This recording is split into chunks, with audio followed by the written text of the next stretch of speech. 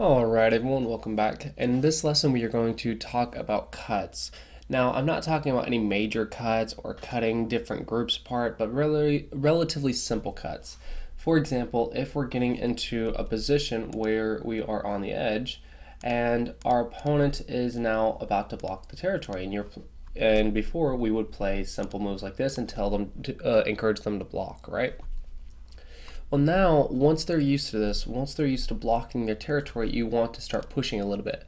And here you're going to encourage them to push into the opponent's territory or by showing them by example, and so you'll push into theirs.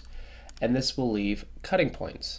Now, cutting points can be complicated at first for beginners. So on this one's quite simple. You simply Atari, push to the edge, and you show that it can be captured. Normally, I don't actually do it. Normally, I'll say you need to defend this cut, and they will be unsure of what I mean. And so I'll show them, if you don't defend this cut, then I'll play here, and you'll run to the edge, and then I'll get you. So you should defend the cut. So I normally try to make them defend the cut. I don't want to usually cut, because then I'll just destroy all of their points, right?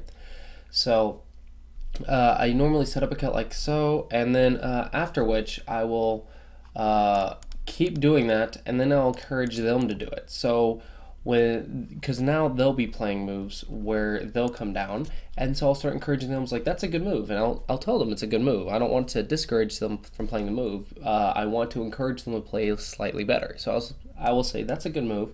But if you go here, I get one less point, and then I'll of course show them that here I have 1 point right here, but if you go here, then I actually don't have a point right there, and I don't have a point right here, and you still have the same amount.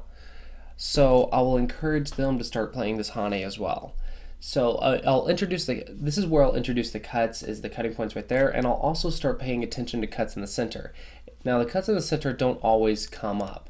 For example, in the center, a lot of positions are really solid, especially at this level. However, if I get the chance to cut, if for some reason they leave me with some type of cut, then I will try to cut, and I will explain to them like, hey, I'm going to cut off your stone, and sometimes you'll have to actually do this one because in the center it's not as obvious, right?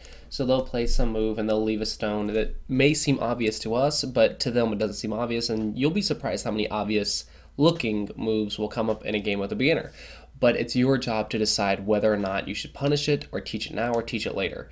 And I encourage teaching maybe one thing at a time, because all you want is for them to have fun, and you don't want to overload them with information. You just want to teach one little thing at a time, let them work on it, and maybe the next game they'll try it a little bit better, and then reinforce some things that have already been taught.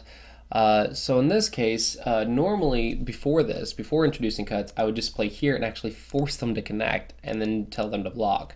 So because that's how I would be teaching at first. But once we start getting into cuts, once they've played a couple games, now I'll start playing this way, which will encourage them, which will show them that, hey, your stone's not connected, and I disconnected it, now it's trapped against the edge.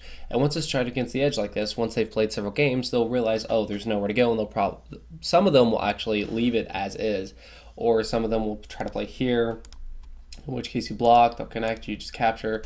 And yes, it's a big position. However, these are kind of complicated in the fact that they take many moves to resolve for a beginner.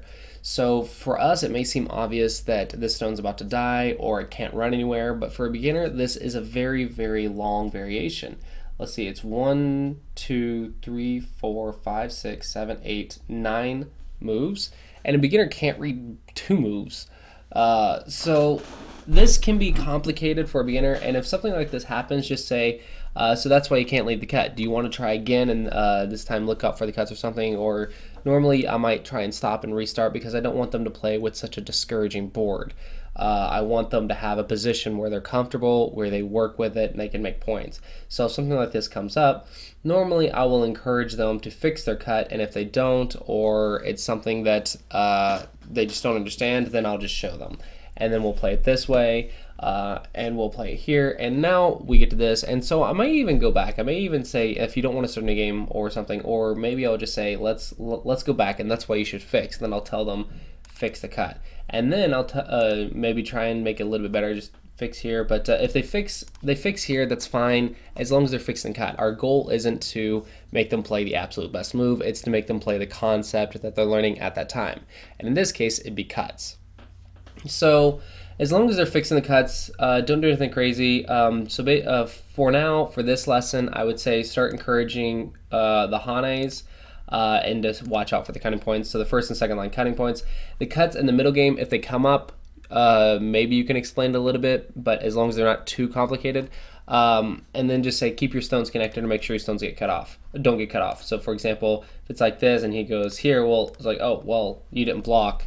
And this would be a blocking strategy, right? So they'll probably block this. But what if this cut had worked after they blocked? And you'll have to start showing that. So introduce cuts on the edge, introduce the Hane, which leads to cuts, and then watch out for cuts in the middle game. And that'll basically be all the fighting and all the problems you'll get on the 9x9 at this level. There are some other things to learn from 9x9, but at this level, they're just way too complicated. So I will tell you pretty much the meaning of 9x9 is to introduce territory to a beginner and this blocking and simple cuts. And I think that's pretty much all a beginner needs to learn on a 9x9. Now, when you get to an advanced level, some of you may argue that there are other things to learn from a 9x9. Well, let me explain that for a second. I said beginner. I think that's all a beginner needs to learn on a 9x9. But when you get stronger and you get to like single digit Q, there are many Tesujis, second line Tesujis, and a lot of counting moves, and you can practice counting on a 9x9. You can practice all kinds of end-game strategies on a 9x9, all kinds of first line, second line Tesujis on a 9x9. So that's recommended for stronger players, is to play like 100 9x9 games when you get to single digit Q. So that way you can learn all the second line and first line tricks, tips and tricks, and of course start really encouraging your counting to be as accurate as possible in the end game. And then you'll move up to a 13x13 and do something similar to learn third and fourth line concepts. But for beginner, that is not necessary, guys. I just mentioned that as a side note for all you stronger players that want to improve. It's something to know. But for beginners, it is not necessary to do any of that. You just want to get them making territory, blocking their territory, and then maybe pushing into yours a little bit, and to block their cuts. And I think that's pretty much a good enough lesson for 9x9. And then you can start moving up to 13x13, which we will do in the next video. All right, thanks for watching, guys. I hope you found this video helpful. Hopefully your beginners or the students you're teaching will improve very quickly. I will make a note, though. Normally, most of the time, it never even gets to this point. After this point, normally beginners will leave, or normally the people you're teaching will never make it past this point. And this is if you're teaching at conventions or you're teaching at events. I've noticed that the 99% of the people will not come back. And that's okay. That's okay. It's statistics wise, if you can get 1 out of 100 people, then that's doing really good. But in actuality, you're going to be lucky to get 1 in 1,000 people. However, if you teach 1,000 people how to play Go, then that means you're likely going to make at least 1 new Go player, like a minimum of 1 new Go player, a dedicated Go player. So just keep teaching, don't get discouraged, and just make that your goal. You're saying, I'm going to teach 1,000 people as fast as possible so that way I can get that 1 Go player. And when you get that 1 Go player, you need to know what to do, right? You want to keep encouraging them. You want to introduce them to the Go Club, to the online places to play online. And then, of course, if you don't have a Go Club, maybe you can get their contact info and you guys can start meeting up. And that's actually how a Go Club forms, guys, is you and one other person start meeting up at the same location every single week. And then once you do that for a couple weeks, you're like, okay, let's go ahead and advertise this, like make a website or post it on the US Go forum or something, and just keep doing it every single week. And then after a year or two, your Go Club will start building up to maybe 3 or 4 or maybe even 5 people. And then you may even get to the bigger Go Clubs. For example, now I've been meeting at the same place for the last 3 or 4 years, and I'm finally up to 10 or 11 Go Club members. It takes a long time. Go is not a popular game.